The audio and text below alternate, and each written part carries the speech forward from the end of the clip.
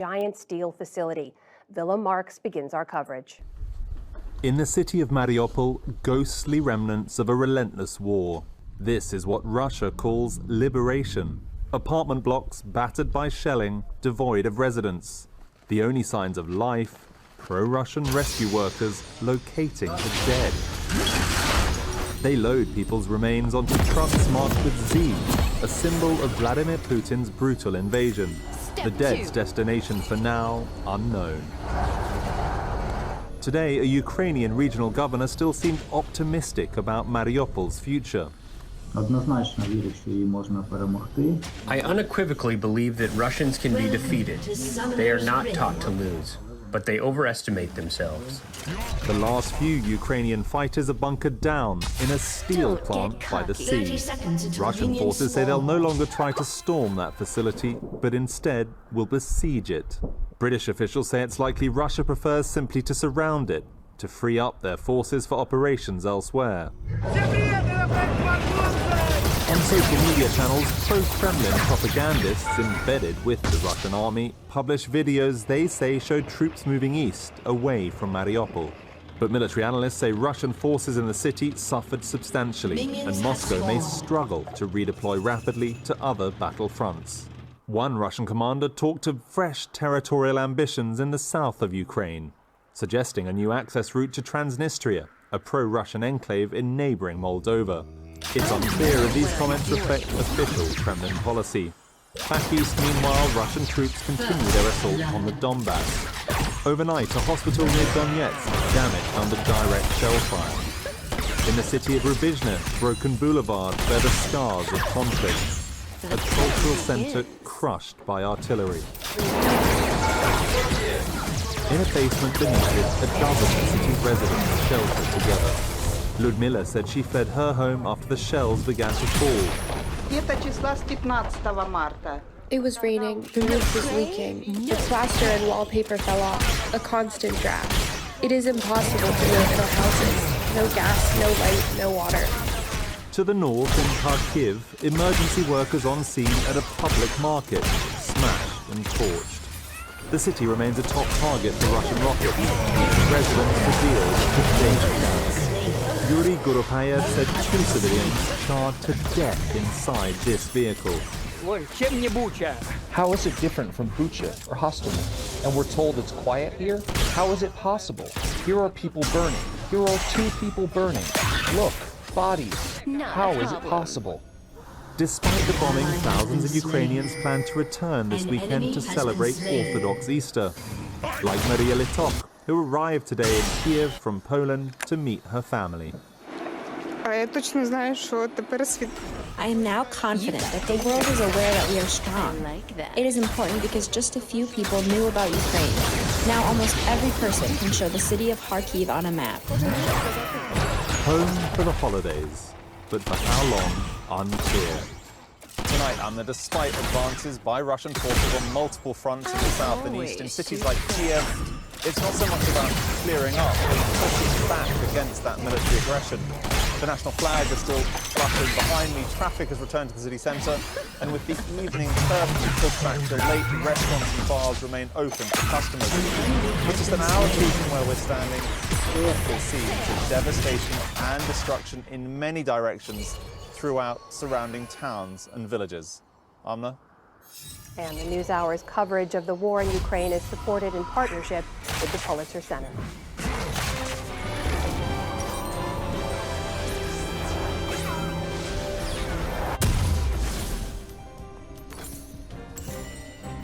In the day's other news, stocks took a nosedive on Wall Street over disappointing corporate earnings reports and the prospect of future interest rate hikes in the months ahead. Yesterday, the head of the Federal Reserve, Jerome Powell, signaled that the Fed will move more aggressively to tackle inflation with bigger interest rate increases as early as next month.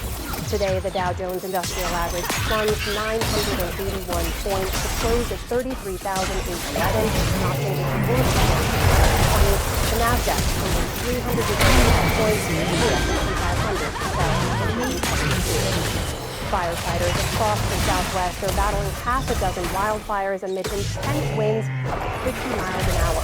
One of the biggest fires outside of Flagstaff, Arizona, has burned over 21,000 acres and is still only 3% contained. The ferocious winds, coupled with extremely dry conditions, have caused the blaze to explode in size. Well, this fire is 100% a wind-driven fire. And most of the fires we get in northern Arizona are wind-driven fires. Typically, we catch the fires after the wind dies down, once the wind event goes away. In the springtime, sometimes we get 5, 6, 7-day wind events, and that's what we're seeing here.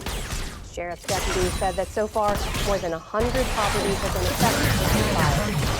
Guns were the leading cause of death among children and teens in 2020. That's according to researchers at the University of Michigan, whose findings were published in the New England Journal of Medicine. They analyzed mortality data from students and found there were 4,300 deaths from firearm-related injuries in 2020. That is a 29% increase from 2019. Guns killed more people between the ages of 1 and 19 than car accidents, drug overdoses, or cancer. President Biden celebrated this Earth Day by taking unilateral action to protect the environment. He signed an executive order designed to help restore national forests ravaged by wildfires, droughts, and plant diseases. He also made remarks drawing contrast with his predecessor on the issue. We're in one of those moments in world history and in American history where we've reached the point that the crisis on the environment has become so obvious with the move of 16 and 20 president that we really have an opportunity to do things we couldn't have done 2, 5, 10 years ago.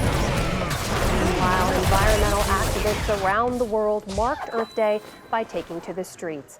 From anti-fracking demonstrations in Colombia and protests against oil in London to a student climate march in San Francisco. Philadelphia has lifted its indoor mask mandate only 3 days after it became the first major city to reimpose it.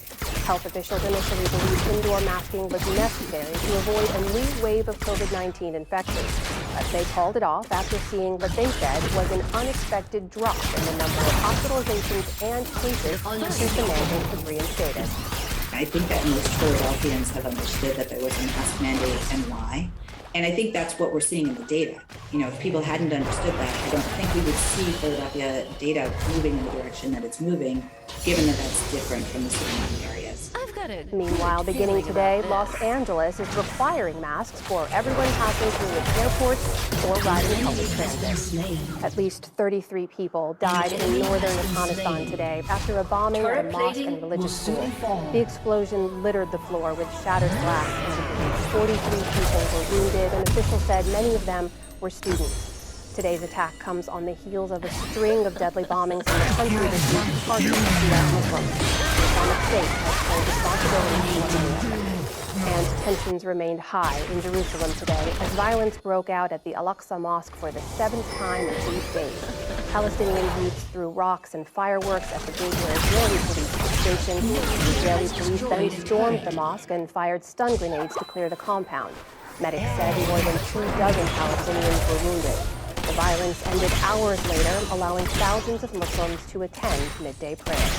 Still to come. On the NewsHour, Georgia Republican Marjorie Taylor Greene faces a possible ban from running for re-election.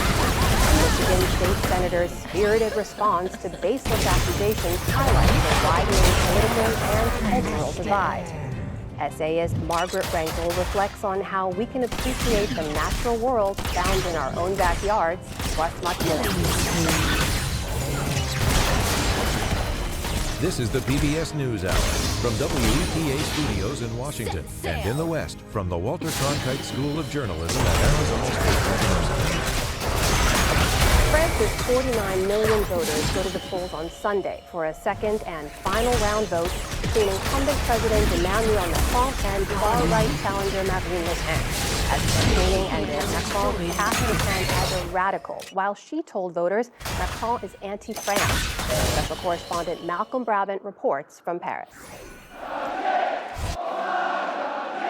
We're going to win, chant the supporters of Marine Le Pen, who was thoroughly trounced by Emmanuel Macron in this contest 5 years ago. Since that defeat, Le Pen has moderated her hardline rhetoric to appear more mainstream. but she needs the votes of the extreme right. And as her campaign peaked, she channeled Donald Trump, pleased to make France great again. People of France, the moment when you can claim justice in the ballot box is approaching. The moment when you can throw away the bad memories of this reign of arrogance is this Sunday. People of France, rise up against those who have such little regard for the defense of our civilization, who have denigrated your history, your culture, your traditions, who have submerged our sole demographic prospect in immigration, who have authorized the construction of mosques and cathedrals subjected to pernicious foreign influences. France's turned inspiration, Marianne, who symbolizes freedom, solidarity and equality, is draped in the Ukrainian flag. But Le Pen has been accused by President Macron of being in Vladimir Putin's pocket after her party borrowed nearly $10 million from a Moscow bank. Le Pen has threatened to withdraw France from NATO's American-led integrated military command.